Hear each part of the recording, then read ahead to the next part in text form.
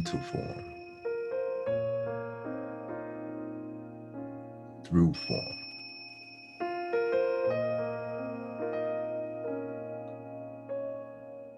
back into form,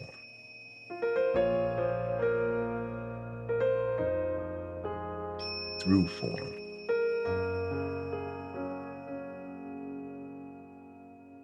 out and back into form immediately,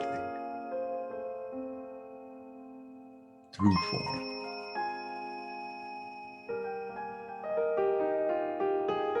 out and back into form immediately, through form,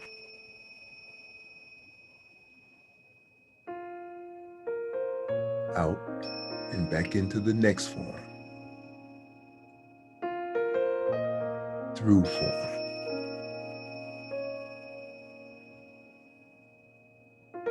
out and back into the next form.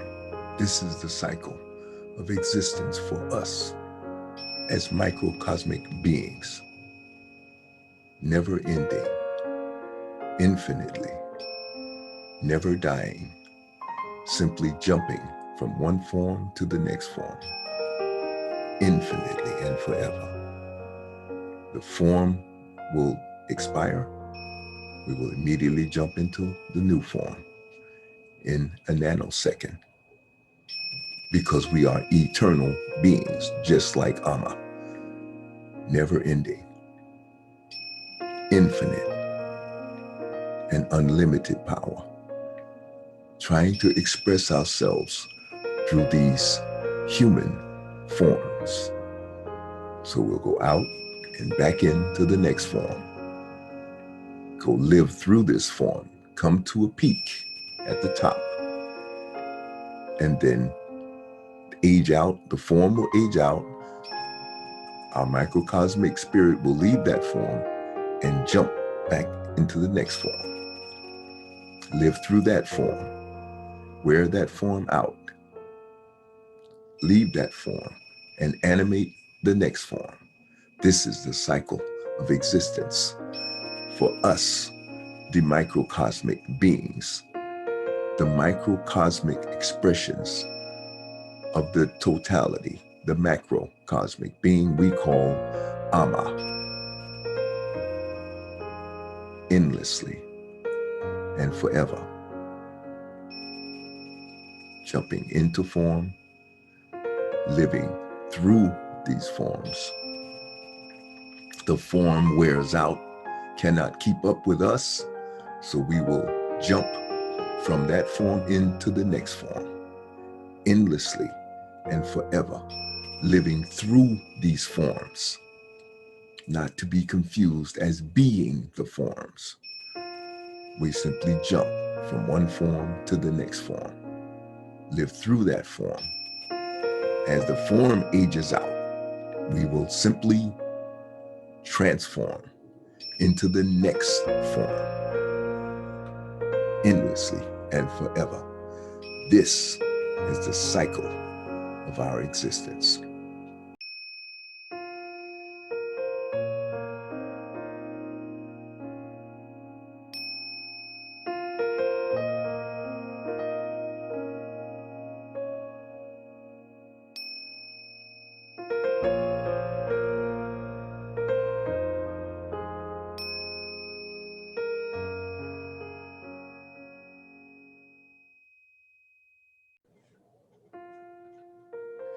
How you doing, family? Welcome to another Bantu Morpheous workshop. Today is March 9th, 2021. I'm going to switch it up a little bit with this workshop video. Instead of me, and again, what we're doing is following up on this workshop is based on my book and my concepts in my book, The Anatomy of Existence and the Power of Belief. We're gonna follow up here with, instead of what I'm gonna kind of switch it up today, I wanna, instead of me just, continuing to repeat the things that I've been teaching in my book, The Anatomy of Existence and the Power of Belief. I'm gonna critique a YouTube video of one of my top analysts, Dr Oba D'Shaka, who is a phenomenal thinker and teacher. I believe he ran the African Studies Department, African American and Black History Department in, I believe it's, I'll get his bio and I'll put that in this video. I'll edit it in post-production. But I know he's coming out of Chicago, and I know he ran a African Studies Department in one of the major colleges there in Chicago, Illinois. How you doing, family? We're going to continue with this critique of Dr. Oba D'Shaka, his video on talking about the need for an African-centered spiritual culture, a model to be used to help develop African American to come out of this assimilated American culture. And we're going to pick it up where he is talking about how through conditioning, years and years of conditioning and growing up in a American education system, their religions, and participating in this culture, which is a Eurocentric culture that's built on a model of enslavement, brutality, and capturing and corruption. It's a model that's based on criminal behavior, and now they've put the sheep clothing of righteousness and goodness and democracy and all of this nonsense that they're trying to perpetuate now, that after they have stolen all the land from the Native Americans, murdered them and wiped them out with germ warfare and everything you can think of, and have now realized the sins of their people. And again, these are mutated Africans who were albinized due to, this is my concept, albinized due to improper mixing of the genes, family lines getting too close, and albinos being the result of it, and those albinos running to the mountains and into the caves and to cooler climates because their skin now is more comfortable in those climates, and then they got caught in the Ice Age. And so they came out as these Europeans, Romans, Greeks, what do they call them? Portuguese and Spanish, Europeans, and as well as you have Asians. You have that whole side of the Asians, the Chinese, the Japanese, and the different variation, and the Mongoloid people that came out of Alaska and places like that, but that were far less violent. And you have also the Nordics, who now have evolved to be far less violent. But you have the Vandals, you have the Germans, you have the English, you have the Spanish, you have the Portuguese, violent, horrible people that have now evolved and been brought into amongst the civilized humans on the planet within the last 4,000 years. And now they're at a phase where they want to try to rewrite history and pretend through their Christianity and the murdering and assassinating and the slaughter and the genocide of entire cultures and entire groups of people. This is the most murderous genocidal, homicidal, violent. Even in their religion, the level of violence is staggering throughout history. And now they want to rewrite history and pretend none of that never happened. The enslavement of the Africans and the brutality and the slaughter and the torture and the traumatizing that they have done to human beings on this planet. And I submit it's because of their jealousy, their anger, first and foremost with God, their anger with nature for making them albino, and then their jealousy and hatred of people who did not become albinos, who never became white. And so they created this nonsense about a white race as if it's a real race, and they're nothing but albinized Africans. Everybody on this planet is an African, period. And history will prove that. So we're picking up Dr.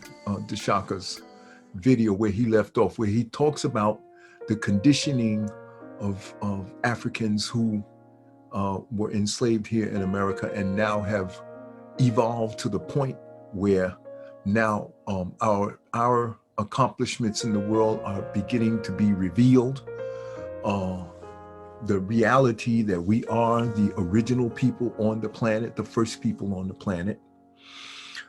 And so now he's talking about the impact of hundreds and thousands of years, but most recently for Africans here in America, hundreds of years of these Europeans doing everything in their power to annihilate us, and we're still here. They can't get rid of us because we're the first people. You can't kill us off. It can't happen. The planet is designed for us, or I should say it the other way around. We are designed to survive on this planet. So we will survive where no others will, because we're the original people. And that's just historic, anthropological, and archaeological fact. Scientific fact. This is not an ego or competition thing. This is science. This is what I'm going with. This is what motivates and compels all of my logic and my analysis. Okay, I want to be very clear about that. This is not racial. Okay, but in order to deal with their racism, you got to sound like a racist just to talk about what they have done. They're so barbaric. And you got to face that. And if I were them, I would face it and get it out the way. It's like a junkie. The first thing, the way you're going to cure yourself when you're an addict is you have to first admit you're an addict. And if white, these people who call themselves whites are going to ever get over the horror of what they have done, they have to admit that they are we're horrible people. And they are capable of horrible things. That's what happens when you become a mutate. Then you just got to face that. I'm not picking on you. That's your reality. That's what you have done. It's all in your history, and some of you brag about it. Okay, so just face that. And then we can move forward. Then we can talk about what you need to do in order to get back to black, which is where you have got to come to if you want to survive on this planet. Okay? So in order to do that, yes, you have to do the Meghan Markle, Prince, what's his name? You have to do that. You have to breed with people of color. That's the only way you're going to survive. All these other machinations, all this white supremacy and all this Trump crap is going to get you nowhere. And African Americans and black people around the world, you have to understand that this is their plight. We are spared all of that. And in spite of their jealousy and hatred of us, you have to face the fact that these people are our brothers and our sisters, and they're fellow human beings. They're in the human form vehicles. that have, now I'm getting more into now the cosmological part of my book, which is the anatomy of existence and the power of belief. And the foundation of my book is beyond race. I'm just dealing with that because that's what Professor Oba D'Shaka is dealing with. But we're beyond race here in this. My book is way beyond race. I deal with the pure raw science of cosmology, of the microcosmic spirit that is extruding and trying to express itself, working to express itself through these human form vehicles. Now that's pure raw science, cosmology, okay? Race has nothing to do with this. Even white people who call themselves quote unquote white, who have invented this thing called white, they too are nothing but microcosmic beings working to express our perfection through all these diverse types of human forms. Now that's the essence of the anatomy of existence that I am talking about and working to enlighten the world about, okay, in my book.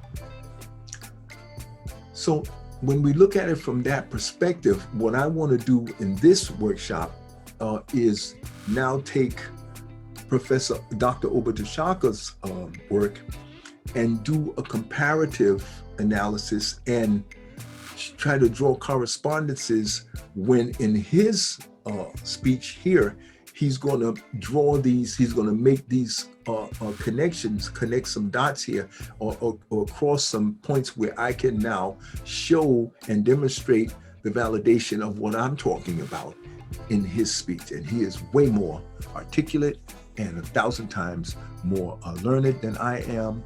I'm just a person, I have these 2 or 3 perspectives, 2 or 3 elements of my thesis that is my book. And then I want to take his more experienced learning and look at his teachings, and we're going to go ahead and start to do a comparative analysis so I can make and validate, show where I can validate the thesis of my book, and talk primarily about the anatomy of existence.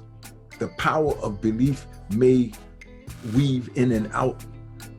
There may be some opportunities that will weave in and out through this this critique of his video here. Okay, so let's get started. And in the beginning of this video, as I have always done with each one, I am showing you my graphic, animated graphic visualization that demonstrates graphically my concept of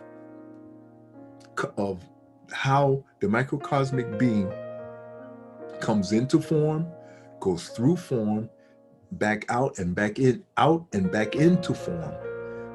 And I demonstrate that, and I give you a little music in the background. I give you a different variety of music to make it interesting for you.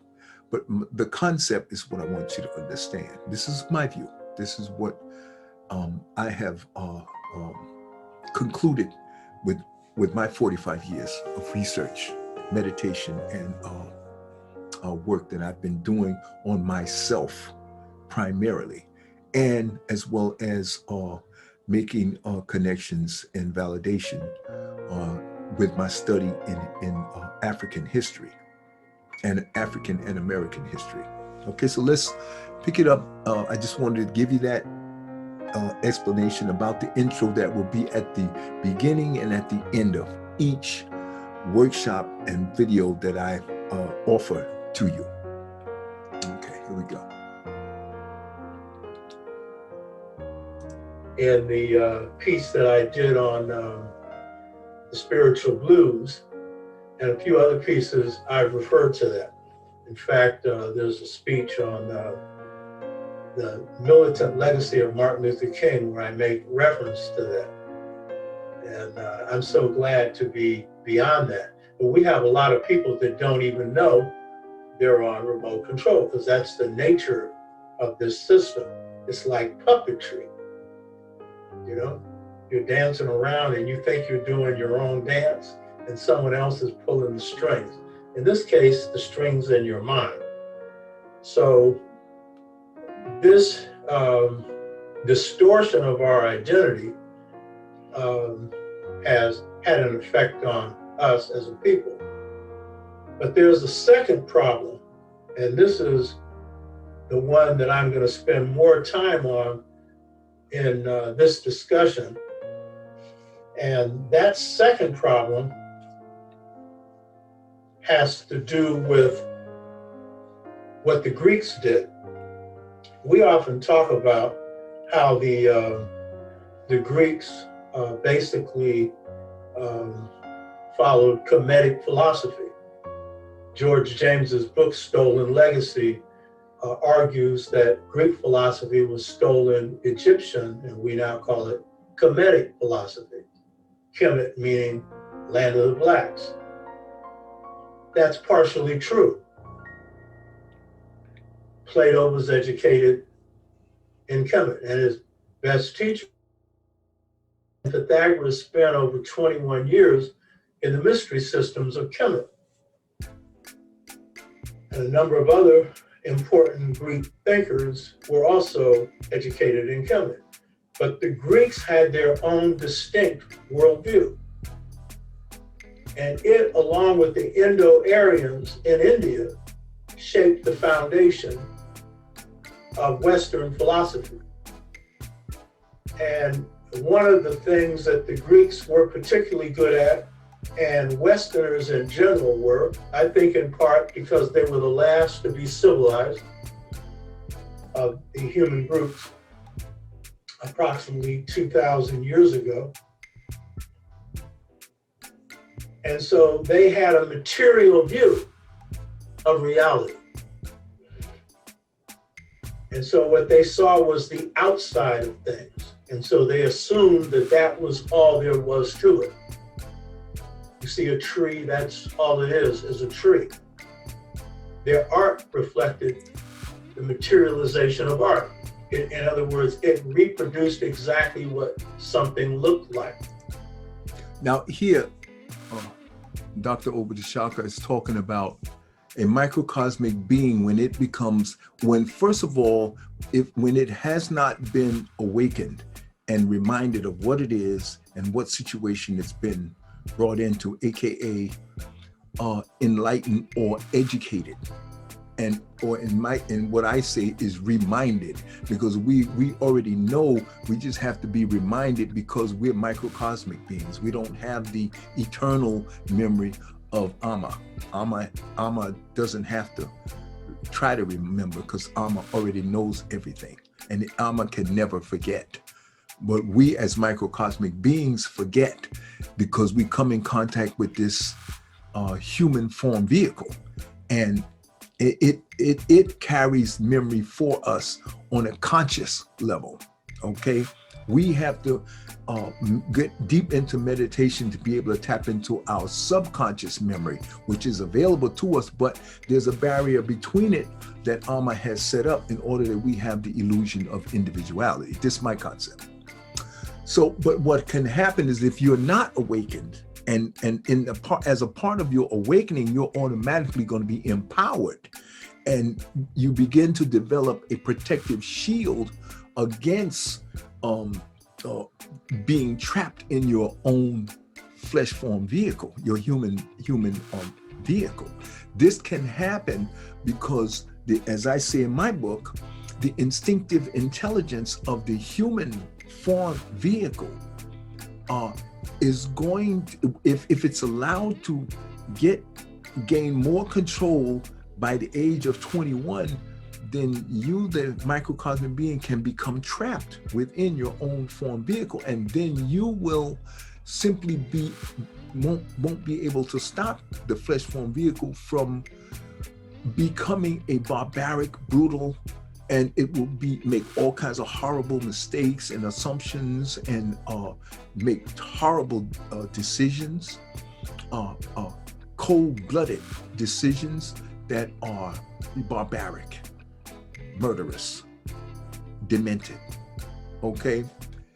Depending on what kind of genetic mutation that you're going through, or all the other trauma responses that the human form vehicle, it's just a matrix of all kinds of problems. This has been developed over hundreds of thousands of years, because the microcosmic being is trying to work this human form into to complying and allowing it to express its perfection. Because remember, we are direct expressions of Amma, and Amma is perfect. So we actually are perfection in a microcosmic form, but we're trying to get this human form, which has a built-in AI, which is what I say is the instinctive intelligence. And that intelligence, if allowed to run amok up until the age of 21, if somebody comes and tries to wake you up at 21, you may grasp it because you know something is wrong, but you just can't put your finger on it. And this will manifest as bipolarism. This will manifest as depression. It will manifest as violent nature. And then you got the added complication that just your natural proclivity. There are some positive things that come with the human form vehicle.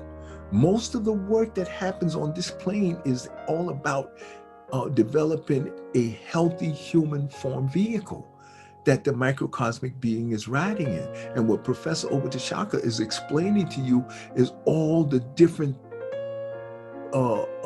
things that have been evolving to become better, that the microcosmic being has been working to become better at expressing itself through this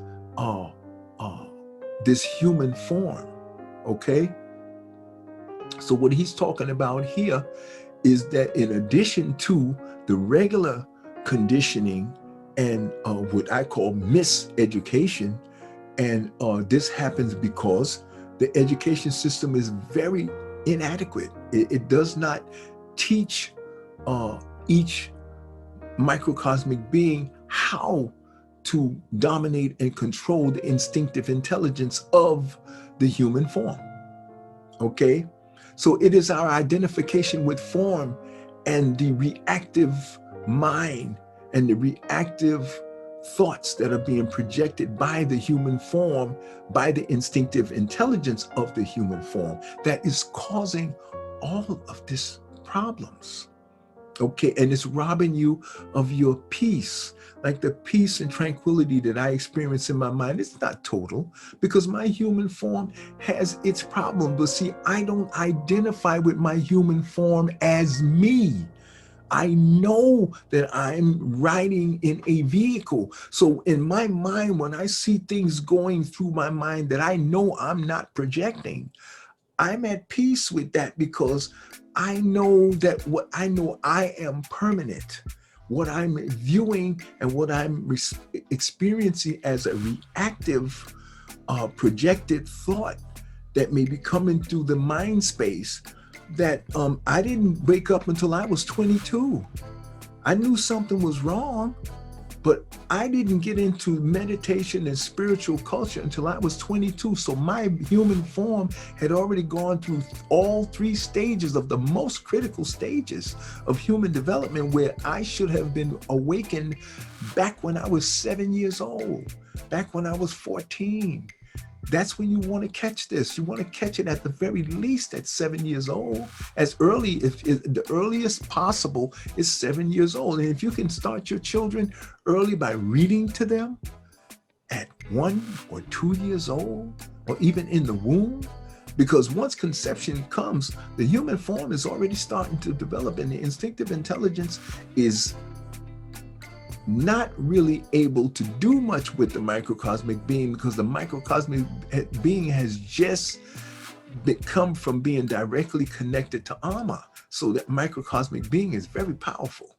when the human form is in its infant and gestation stages, the microcosmic being is very powerful because it is the source, and the human form has not developed to the point where even the instinctive intelligence really has any grasp or any kind of power at all. It barely has any when you're fully grown. So you can forget about it when the human form is in its infancy stages. Oh, forget about it. The microcosmic being is completely powerful, but it's not awakened. See, it hasn't been awakened. So it really can't extend much control. It can barely operate the limbs and the vocal cords and the sights and all of the different senses. It can't operate much of that at all. And it has to be awakened. Okay. So what Professor Oba D'Shaka is talking about here is he's putting more meat on the bones when it comes to talking about how the human form has gotten so out of control. And then you have the ice age that hit the mutated ones, and they're the ones that are now attacking, and they're angry at nature and they want to destroy the planet. They're angry at God, so they're going to tell all kinds of lies about God. Poor Amma. Amma has no, in their language, they call it God. Amma for us as Africans has no hope of gaining any respect or any, and Amma doesn't care, by the way. Let me add this little caveat in, because many of you will probably be saying, well, if Amma is so almighty and all this, why doesn't Amma strike them down? See, you're buying into their cultural vocabulary and their nonsense and their insanity. Amma doesn't have to do anything, because there's nothing you, I, the planet, a universe, a galaxy, or anything can do that Amma would even be concerned about. Amma doesn't even recognize that you're even upset. You're such a nanite. Amma don't give two shits about anything that any angry, mutated Black person it even holds in their mind. That concept of Amma giving a damn is purely fairy tale and nonsense. And the science, if you just apply a nanite of critical thinking, just think for a minute. If Amma is omnipresent, omnipotent, and omniscient, are you kidding me? I mean, and you can't even insult Amma. It's not even an insult to Amma. It's an insult to their ignorance and what they don't know. Okay, so this is the point I want to make here. So all of that nonsense, angry and all that stuff, forget about it. It's not even going to happen. All right. So, but Professor Oba D'Shaka is talking about what the Greeks have done, and he did a beautiful job of it, articulating about how the Spaniards and the Romans and some of the Portuguese and the Greeks and whatnot, and the Romans were the last of the Romans are Italians, by the way. And then you have the they also can be considered to be the Irish and the English as well. But they're more the Saxons, and the Saxons, the Vandals, the Berbers, or the all a part of the barbarian clan. And you also have the Anglo-Saxons, like I said, and you have the Vandals, and you have the Devs that were once called devils. These are some of the lowest and really barbaric, mutated, albinized, mutated Africans that crawled out of the caves 100,000 years ago, and they really have been a virus and a plague on the planet because of their anger at God. Okay, which God don't give a damn.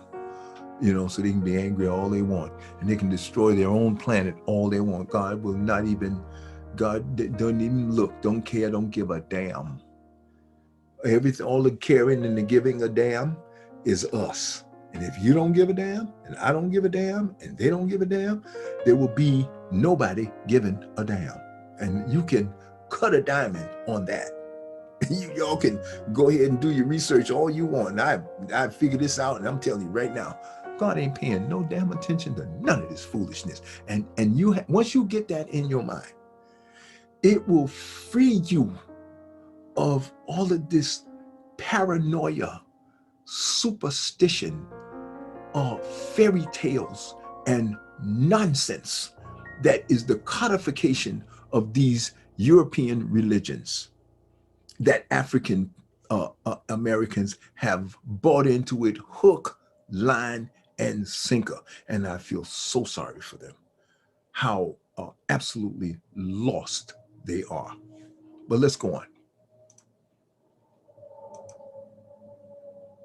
And so what the Greeks accomplished is a material view of the world, a materialization.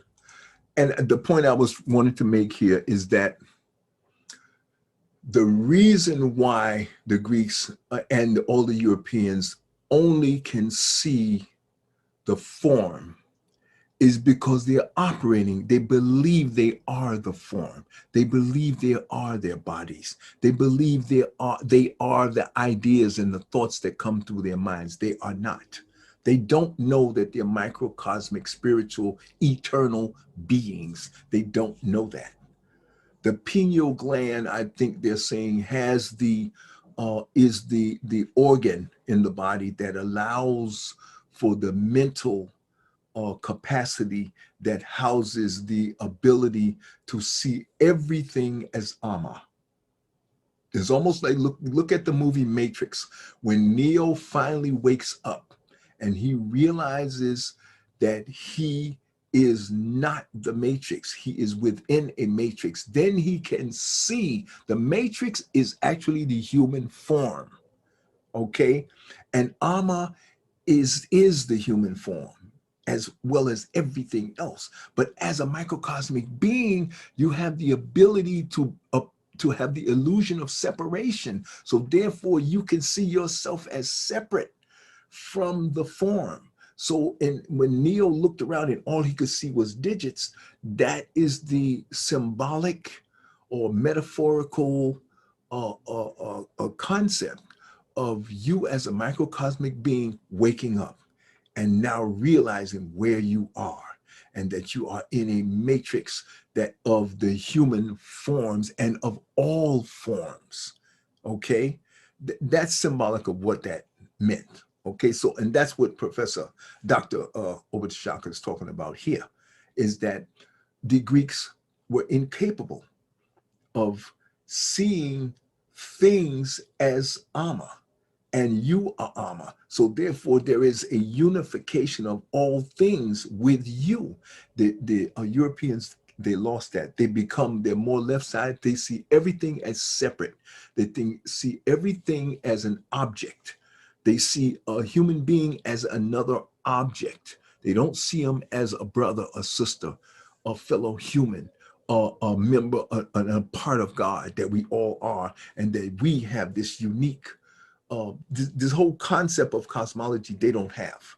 A lot of them are getting it, they're moving towards it, but the vast majority, millions and millions of these, we call them walking dead people, they are so confused and miseducated that they can become very dangerous and barbaric, and they will destroy the entire world in their ignorance. Okay, keep that in mind. Let's go on. Of the world. And while some Greek philosophers and thinkers drew from their African legacy and from some of their own earlier traditions that were spirit-based, by and large, their view of the world, their view of nature, was a material view. And this material view was devoid of spirit. And so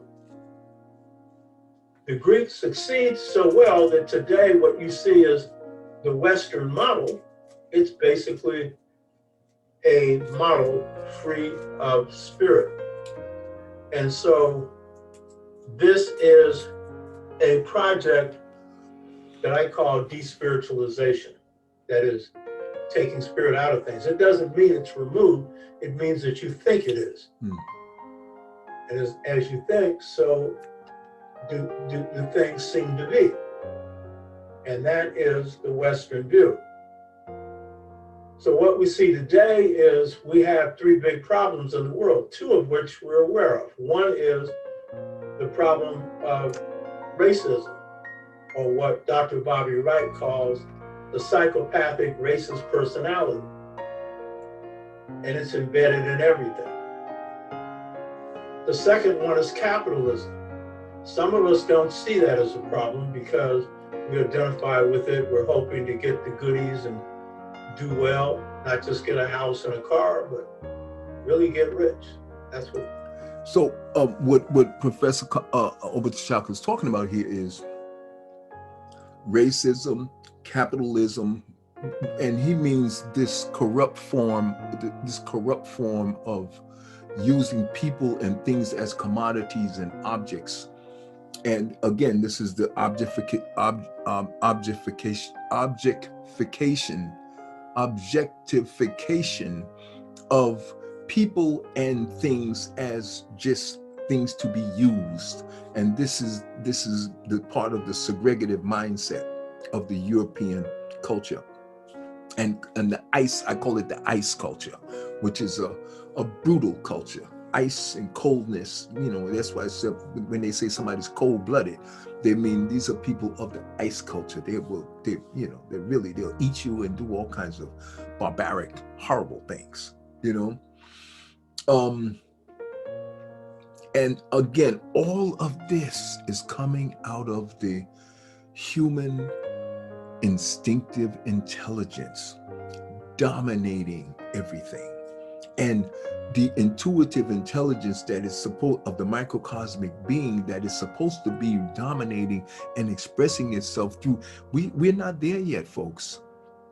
So what you're seeing is more of the evolutionary process of this accomplishment of the microcosmic being able to get this the instinctive intelligence of the human form to comply and be more intuitive, more spiritual. This is the process. We're not there yet. We got a long way to go. And the point I was trying to make is capitalism, with all of its matrix of lies and tricks and games, along with white supremacy with all of its matrix of lies and tricks and games, is all designed to keep the microcosmic being from projecting its own intuitive thoughts and ideas, which is a part of the game. Don't get me wrong. It's a part of the game, but we are so powerful. And Amma knew this. Amma knows how powerful it is. So Amma set us up. It's a fire and forget. That's why I tell people there's no God looking, watching. You can forget that. All you have is your intuitive intelligence and the manifestation machine that you have to use the law of attraction and auto-suggestion in order to manipulate matter in order to get what you want in this life. Okay, that's all you have. Okay, and you can't die. We can't die. So that's, once you wake up to that reality, that lifts half, if not 3/4, 75% of all the stress, weight, and anxiety off of every human being that understands this reality. And that's why I wrote my book. Once you come to grips with what you are, that you can't die, that's 75% of the battle. Dealing with white supremacy, capitalism, and all this other nonsense, it is easy. It's a piece of cake. It's a piece of cake. But see, now it's going to take us about another 100 to 400, 500 years to get this into full play. But we have the internet now. We have so many advanced machines and technology. Yeah, we may be able to get it done a lot sooner than that. And I got a feeling we will. Because we're on to something here now. We're on the awakening. We're into the awakening. And this may be a quantum leap in intelligence and awareness and insight and wisdom. And it will, you remember, you're a microcosmic expression of Ama, the most powerful entity in existence, over existence. Okay? So let's move on and let's see what else Professor D'Shaka has to say. Dr. Oba D'Shaka. We hope. And a lot of us have no idea of anything other than capitalism, so it's understandable that some of us would think that capitalism isn't really a problem. Except that if we look at the state of the world, since capitalism has been firmly implanted in the West and then exported throughout the world, we see a system where the very few are rich and the rest of the world is poor. 140 million people in the United States live in poverty. That's almost half the country, and a huge number of children. The average person on the planet today is living on $2 a day, $2 a day. And every time the West can loan an African country or some other country of color money, as you saw in the show that I did on why are African families weaker than since independence, then their mission is to reduce them to further poverty by always cutting back on the few things that make it possible for people to eat, like subsidies and things like that. And so we see today that 6 people on the planet own half the wealth of the planet, 6 people. And in fact, Jeff Bezos, who's so stingy that he was stealing from his employees' tips, has more wealth than a good part of the planet. So those two problems, racism and capitalism, those are problems. Now, you may not think so, but if you haven't begun to see what's happened with COVID-19. COVID-19, Black people have lost 2 years of life expectancy. Latinos have lost 6 years of life expectancy. Now, that is a very unusual thing. Now, of course, white workers have lost 4 years as a result of the 2008 crash. That's one of the reasons why Trump got in office. It wasn't just racism, he had fake populism. He promised that he would address those issues. And some of them still believe he will, even though all he did was get in bed with the rich once he got in office. So capitalism is clearly a problem.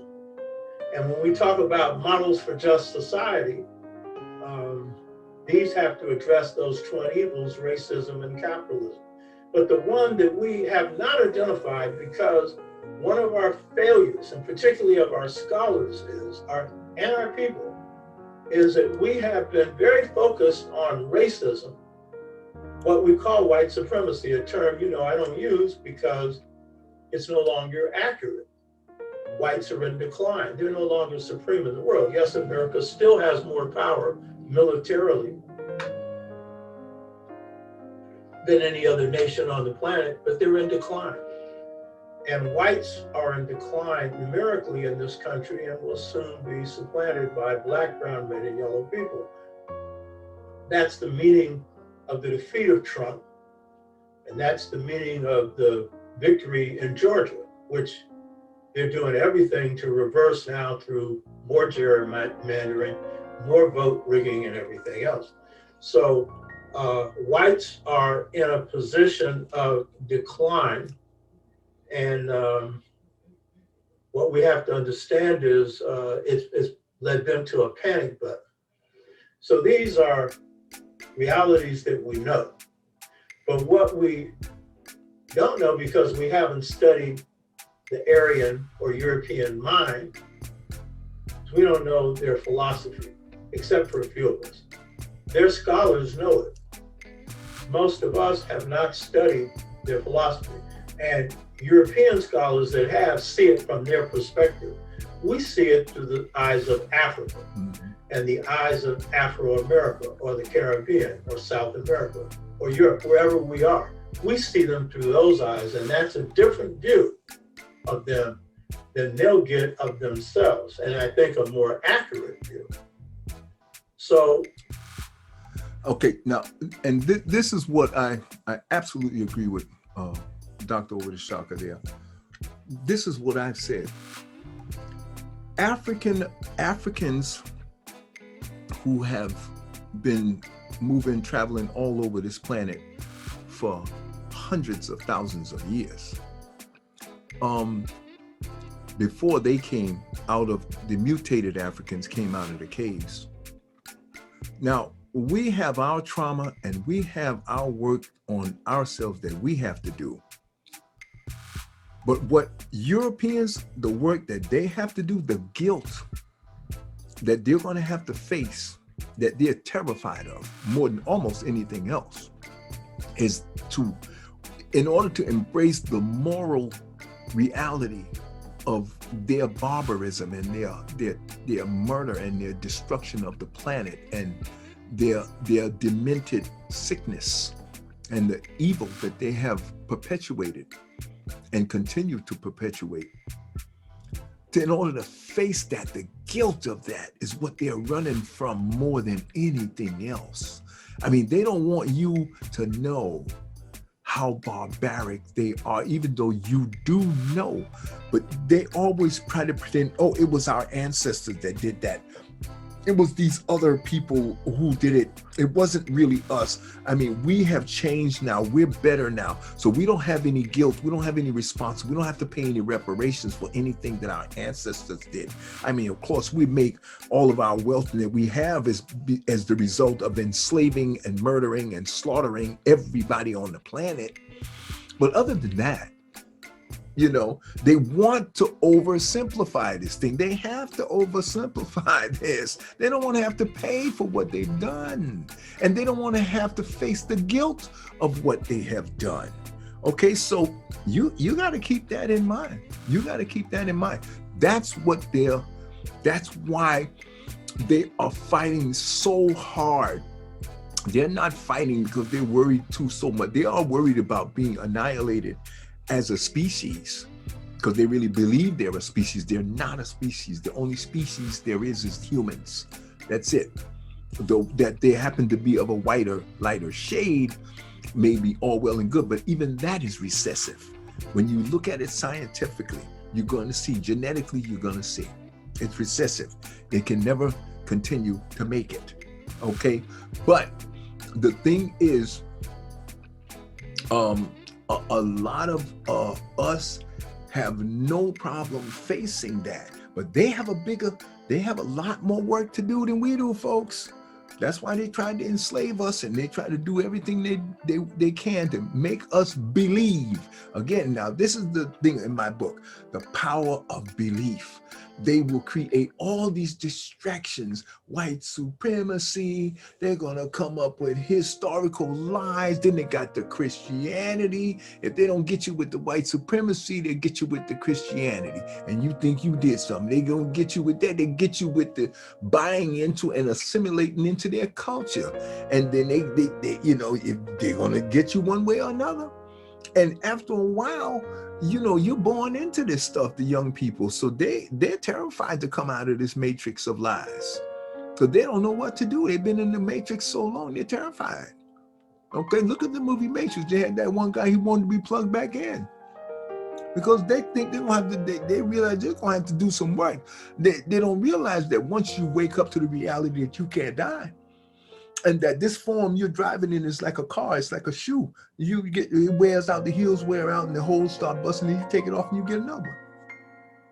Now that's a reality that, I'm sorry folks, once you come to grips with that, if you can't see the salvation in that one reality, then you have to look at a lot more movie and you're gonna get it.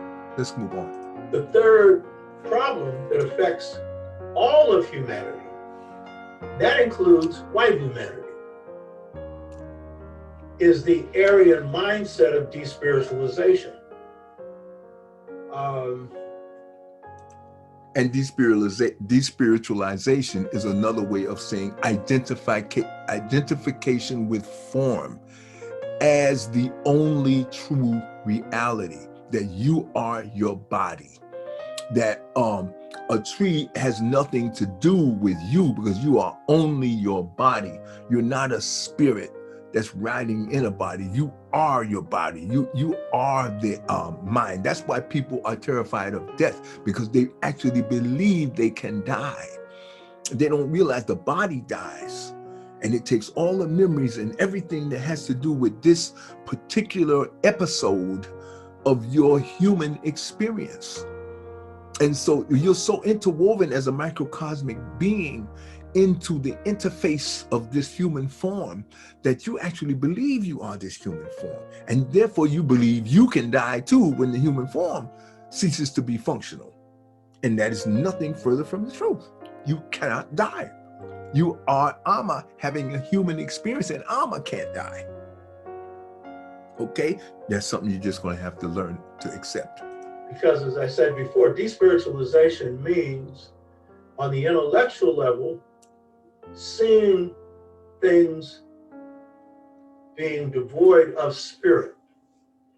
That is basically what despiritualization means. So, and another thing I want to point out here too is the despiritualization is also a rejection of the microcosmic or the intuitive intelligence of the microcosmic being by the instinctive intelligence of the human form. So there's that joust. There's the human form is trying to pretend that the intuitive intelligence and the microcosmic being that you are yourself doesn't exist. You are him. The instinctive intelligence of the human form say, no, you're me. I am you, you are me, that's it. There's nothing else outside of us. Spirit, that spiritual nonsense, all that oogie boogie, spiritual God stuff, all that don't exist. All you have is what you see right in front of you right here, that's it. There ain't no spirit, none of that stuff. That's what he's saying about the despiritualization. But that is nothing more than the instinctive intelligence that I talk about in my book, dominating and taking control, because getting out of control, because again, the intuitive intelligence that the microcosmic being uses, that is you, that you use in order to control and dominate the instinctive intelligence of the human form. If you allow that human form to get big and bad and out of control, and you haven't dominated it early, then this is what you're going to get. The instinctive intelligence try to pretend you don't even exist at all, because that means you're going to have to give up some control. Let's move on. Seeing nature being absent of spirit, only seeing a tree or animals or inanimates, a rock. And therefore, these things are devoid of spirit. Quantum physics tells us clearly, and anyone who has any kind of connection with their own spirit, that everything in nature is alive. And this is codified in the movie with Vin Diesel, where he is supposed to be trying to kill Mother Nature. When they call her a witch, they call them witches. You gotta remember, that's symbolic of that movie, of this European Vandals, or whatever they were, the Anglo-Saxons, are going to kill nature. Again, what I told you, they're angry at nature for making them albinos. They're angry at nature for creating the ice age that made them into the vile, filthy things that they have become. So they want looking for somebody to blame. So this is what you see here, what Dr. Oba D'Shaka is talking about here, is another example of that. And everything is full of energy. And it's the energy of the thing that gives it life. And it also makes it intelligent. Okay, there you have it. The intuitive intelligence of the microcosmic being, in the human form is what Professor Dr. Oba D'Shaka is talking about.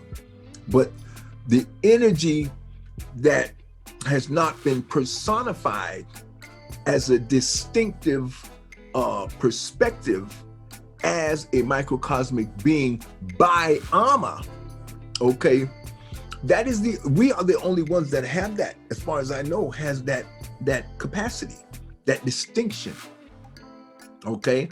But Ama is in everything, even the human form but we energize this human form. Ama has assigned us to doing this. We were assigned to this. We have no choice, because when Ama do something, it's not a negotiation. And I've said that in my other movie. You got to understand that. And that's why you can take that same perspective when it comes to dominating the instinctive intelligence. You don't negotiate with the instinctive intelligence. You put your foot up his ass and you tell him, get in line. Because that's what Ama did to us. Ama set all this stuff up, and Ama didn't ask no damn permission. Ama said, this is how it's going to be.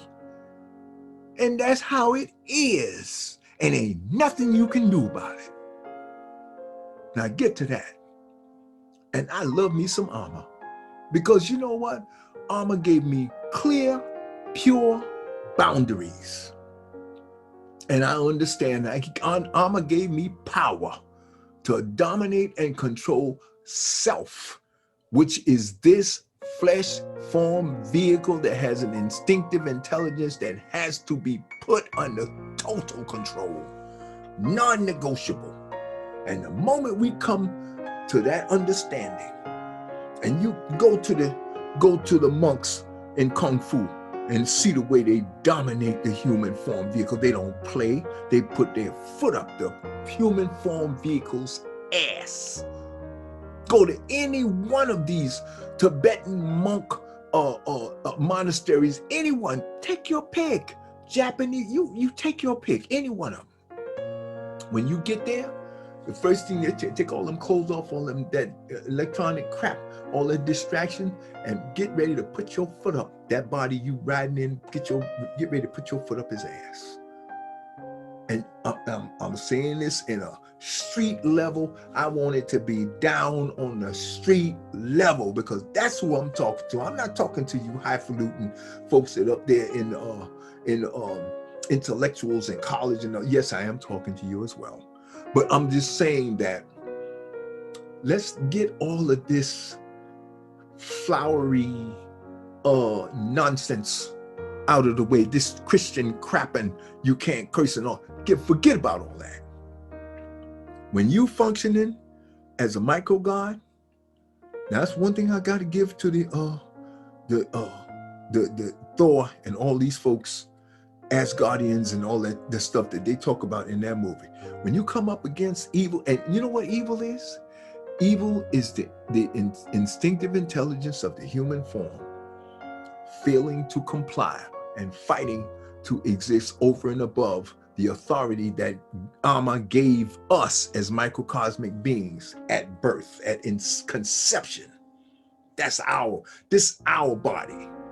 Ama gave us this body to control and dominate. And the reason why is because Ama wants us to express our perfection through this body and into this world to bring balance and righteousness and decency in the world. And you cannot do that by being a coward and tolerating nonsense. You have to be disciplined. And another word for discipline is foot up ass of this instinctive intelligence. And that's that. I say that flowery, and I really say it in a joking kind of way, because that's what you have to do. You got to put your foot up this body's ass. You got to make it go to the gym. You got to make it exercise. You got to make it bathe. You got to make it brush his teeth. You got to make it do what. Those are just the basics. And when it comes to using the law of attraction, law of auto suggestion, oh, you got to get him here and meditate. You got to make it breathe. No, I don't care what thoughts are coming through. You do what I tell you to do. We're going to sit right here and we're going to chill. I don't care what no, I ain't watching no TV. No, you're not watching no TV. No, you ain't getting no radio either. I play some nice music over here because that's what I want to do now. And we're going to do this until I get ready. And the body gonna start saying, "Oh, you're hungry. Oh, you need water. You're thirsty." No, you ain't get none of that either. You're gonna do what I say. You're gonna sit here for half an hour, and we're gonna sit here and just meditate and listen to the sounds that are going on around us and breathe.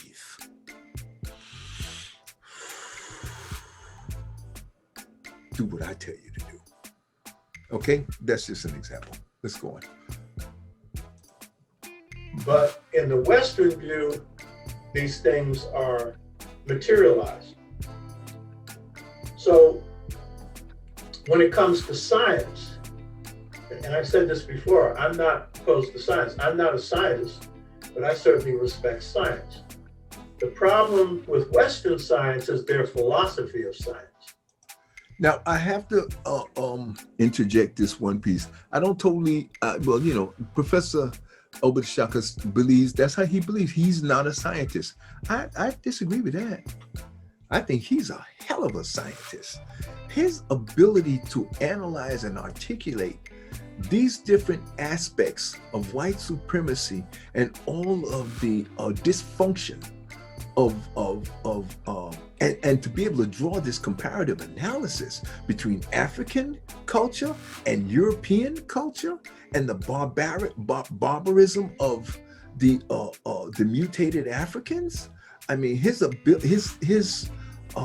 systematic critical thinking and analysis that he's presenting here. Oh, he's one hell of a. He's under. I think he's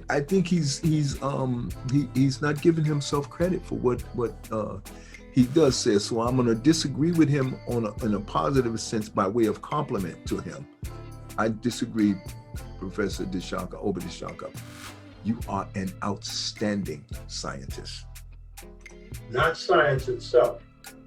And that philosophy of science, my teacher, Dr. Jacob Carruthers, defined as mad science, because it's a science that seeks to control and dominate. And it's able to do that because by saying that and thinking that nature is only material, then it sees itself and sees human beings as being separate from nature, and therefore in a position to study it, know it, dominate it.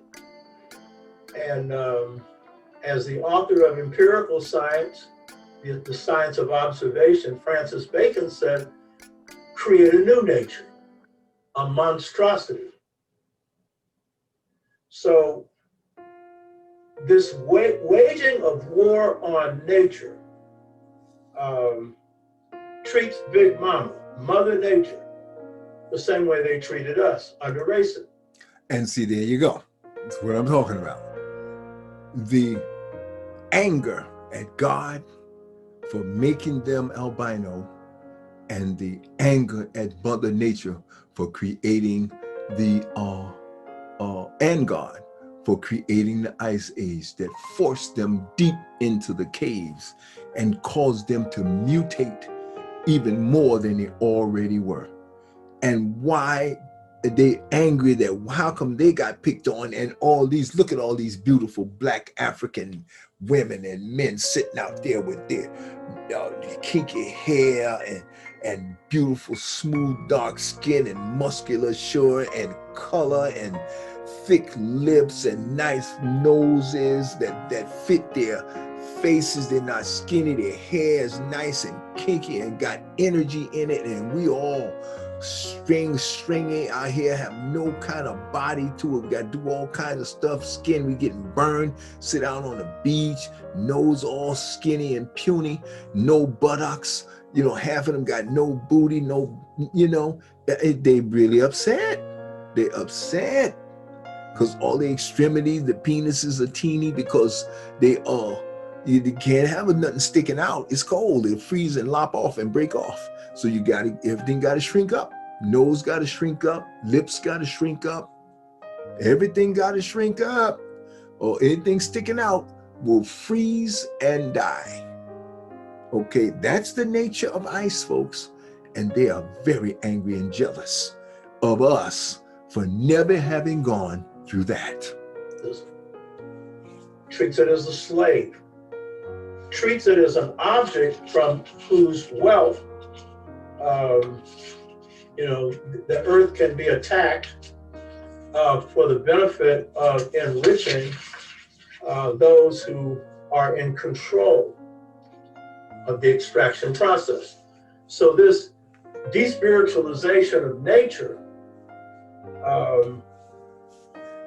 which involves extracting minerals, particularly coal and others, has led to the poisoning of the earth and its atmosphere through fossil fuels, producing global warming, the melting of the earth's ice caps. And as a result of that, the rising of sea levels, extreme flooding, extreme weather conditions. Just seen what happened in Texas. Things that would normally occur every 100 years are occurring now every 2 or 3 years.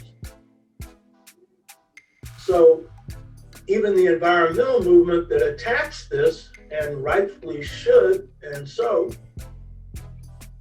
their problem is they're using patchwork methods. And certainly, you know, we need to get the fossil fuels out, let alone down, you know, their rates of emission. Some are even arguing, they're not sure now if we pass the time where this is even possible. But without a shift of philosophy, of science, then we'll continue, you know, we will continue to see the earth on the endangered species list, which means by the end of this century, this planet will be uninhabitable. And that is the awakening that I am talking about in my Bantu Morpheous, this Bantu Morpheous workshop. That is never going to happen. The microcosmic being has finally gotten to the level where it has begun to dominate this human form to the point where now the human form is starting to comply.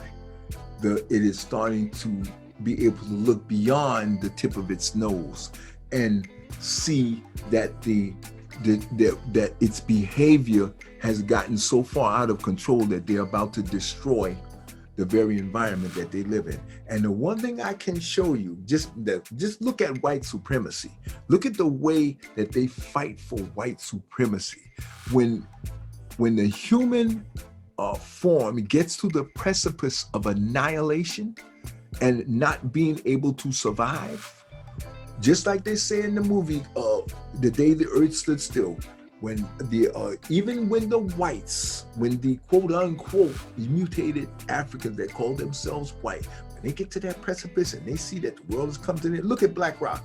If you, I have a long-term investment channel, and the largest investment firm in the world is BlackRock. They have over $7 trillion in wealth that they hold. And the CEO, Larry Fink, came out and said that anybody that has any financial institution that they are invested in, if they have anything to do with oil, ICE engines, internal combustion engines, they call them ICE, ICE, internal combustion engines, any company that is involved with oil, fossil fuels, beyond more than 2 or 3%, it will be divested from BlackRock's holdings. And that means that everybody's getting ready to get out of oil because they got it. They figured it out. They see that these global warming, the insurance companies, these hurricanes, these 100-year hurricanes that's happening every 2 years, they say this is not going to work. We got to jump on this knee deep. And the electrification of the grid of energy usage by way of the solar voltaics, hydraulic energy, not hydraulic, water, okay, by the use of flowing water, okay, and as well as wind and thermal generated energies, okay? These are the sources that they are transitioning to as we speak. And that's why in my stock portfolio, I'm knee deep in all of these, what they call exponential growth companies, as well as disruptive growth companies. And then here we go. For animate life forms. That is what we are really faced with. This is the problem facing humanity. So despiritualization has to be put on the list of the top 3 that affect humanity. But despiritualization is really the most dangerous of all of them because it affects planetary existence. So what I'm going to be focusing on today is how we draw from African spirit systems, how we draw from systems that come deeply out of the deepest parts of our roots that have shaped the highest levels of humanity, how we draw on them to save the planet, to construct just systems that can be a part of a just society that is coming into being. I'm going to pause this here. We're going to take a break and we're going to come on back. Again, this is Bantu Morpheous, and this is my workshop on the anatomy of existence and the power of belief. And we are reviewing and critiquing Dr. Oba D'Shaka's YouTube presentation